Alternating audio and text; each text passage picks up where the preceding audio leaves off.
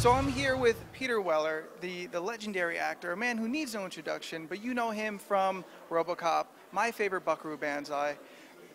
He's here to play Bruce Wayne Batman in Dark Knight Returns. What kind of gravitas or feeling do you bring to a character that is so... Gravitas. There's a little Latin for you. And you have plenty of it, in personality and boldness. Do you bring all of that to Batman, or do you look at it from a different perspective? Well, look, the great thing about this particular thing is you find him in his middle years. He's coming out of retirement. He's lived a life that's valueless in a way. You know, he has all the accoutrements of all of his wealth around him, but he hasn't put his mind to any good use. And that was fantastic. Mm-hmm. But the gravitas from him comes from the fact that he has no personal life. And so that's what I had to bring to it. You know, the guy's morose, if you really want to look at it. And we are here with Bob Goodman, writer of the new animated Dark Knight Returns. Now, the book is 20 plus years old. Did you have to do any kind of extra work to try and update the story, or are we leaving it very kind of set in its kind of a neo-80s kind of vibe? Right. We had a lot of discussions about that, and the decision that we came to was to go with the period, to really immerse this in the 80s. We go with the you know, the feeling of the time, the dress of the time, more in part 2 than part 1, but obviously there are cultural icons that really come up that you're going to recognize, and the decision was made that really the way to do justice to this piece and tell the story that we were all excited to tell was to make it of its time, of the 80s. Awesome. Well, so that's it. We can't wait. Thank you very much, sir. Thank you. Nice talking to you. See ya. This is Anthony Selby with Comic Issues here at the premiere for Dark Knight Returns, here with the amazing, the illustrious Andrea Romano, the reason why all the cartoons that you love sound the way they do.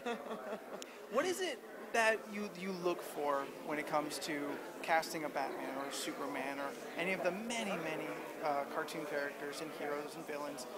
What qualities do you look for when it relates to the characters? The very first thing I look for is acting. Yes. They got to be good actors. Probably important. Really, really important. They may have a stunning voice, a brilliant voice, but if they're not a really good actor, then I can't use them. Mm-hmm. I can teach microphone technique. I can teach animation voice acting in a very short period of time in a recording session. I can't teach acting in a very short recording session. So that's the first thing I look for. Absolutely. Then I look for a voice quality that either matches the character design or maybe is a completely different idea. For example, you may have a character, say a Riddler. Now, people might have in mind what they think the Riddler is. They may think of Frank Gorshin and that really wild thing. Well, it might be fun to cast, if this came up, a very calm but skeevy kind of Weasley voice. So sometimes you look for almost the opposite of what's ever been done before or what the character you may think. I like interesting choices, not just, oh, it's got to be deep, gravelly, rough. Now, it works perfectly with Peter Weller as Batman on this piece, but it's always nice to look at a whole range of people. And aside from a list of people that I keep, of people I want to work with, and people that we've approached before who weren't available but wanted to come and play, I also go out to agents and just say, what clients have told you they want to do this, that they've mentioned, I want to do some animation. I'm pregnant, I want to stay in town. I'm, tired of running around. My kids don't care about any of my on-camera work, but if I do a voice on a Batman something, I'm going to be the hero of the household. So it's always just a matter of lining everybody up, and schedules. Schedule is key. Peter Weller definitely seems to be an inspired choice, honestly, for the elderly Bruce Wayne and Batman. Was that something that was always kind of envisioned? Was he floating in your mind for the longest time? For the longest time. A chance to get him? For the longest time, absolutely. I was always looking for, and I always kind of knew it would be Batman because I needed that dark side. And someone with gravitas. Absolutely, and Batman and Bruce Wayne have never been terribly verbose. They don't talk a lot, but when they speak, it's important. And that's something I always found about Peter Weller, is he's not somebody to just blah, blah, blah, blah, blah. He speaks very specifically, and I thought that's exactly the right quality for this particular Batman. He's not going to sit down and have a big, long, heart-to-heart chat with Gordon.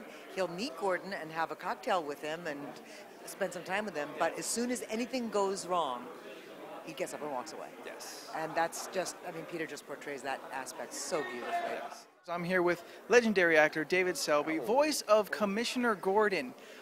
Commissioner Gordon is definitely a hero of Gotham. He's the hero that doesn't have to wear the mask, but he's still out there every day. Right. Is that kind of a character that you're drawn to play the hero without the armor?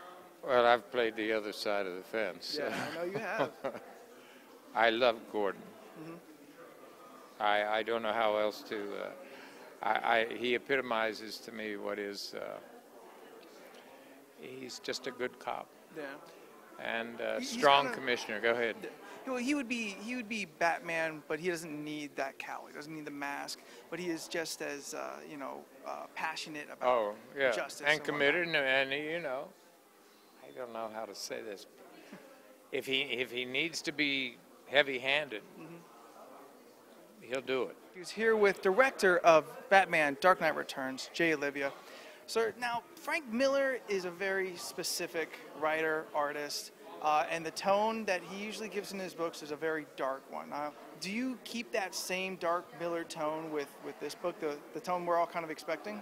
I mean, in terms of tone, I mean, the thing with The Dark Knight Returns is that it basically kind of invented almost more the contemporary version of Batman. Yes. Before that, like, my exposure as a kid was just Super Friends and the Adam West Batman. Yeah. So when I read The Dark Knight Returns for the first time, it just blew my mind. I was like, I've never saw almost a character do this 180 on the pages. And so when we were translating this, I wanted to make sure that we kept true to the kind of the grittiness, the darkness of the source material, but at the same time still try to use more contemporary kind of cinematic shots that I would normally do for any of the other DTVs that I've worked on. Yeah. He's here with the legendary Bruce Timm for the Dark Knight Returns premiere here. With all of the many DC animated movies that come out, and everyone seems to be a spectacular hit, what is it that you look for as far as all the many stories out there that kind of makes it the next project that you want to do? That's a good question. Sometimes it's just a matter of, what haven't we done in a while? What would we like to do differently? What would we like to do as a change of pace? What characters, should we do something more science fiction oriented? Should we do something a little bit more street level crime, whatever? With this one, it was just kind of, at the top of my wish list for years to adapt into one of these movies. So when it came available, it was like, just jumped on it. It seems like the right time. The success of the line has been so good. You can go into something a little more rich in story. Yeah, and fortunately, I mean, this is one that when we got the go-ahead to do it, we told the people at home video, the thing is, we can't possibly do this in one movie. This has to be two. And we can't just do the first part and then leave people hanging. So you're going to have to commit to doing both parts. And they didn't argue with us. I mean, they're familiar enough with the comic, and they know that it's it's one of those famous comic books of all time, still in the bestseller. So they were all on board with the idea of doing it in two movies. So, Very cool, and it's definitely a story that deserves to be told in its time and not rushed into a single hour and a half. Absolutely, definitely. Oh yeah, we would have had to have. We would have had to have cut so much out of it. It just wouldn't be worth doing. I don't think I would even have attempted it.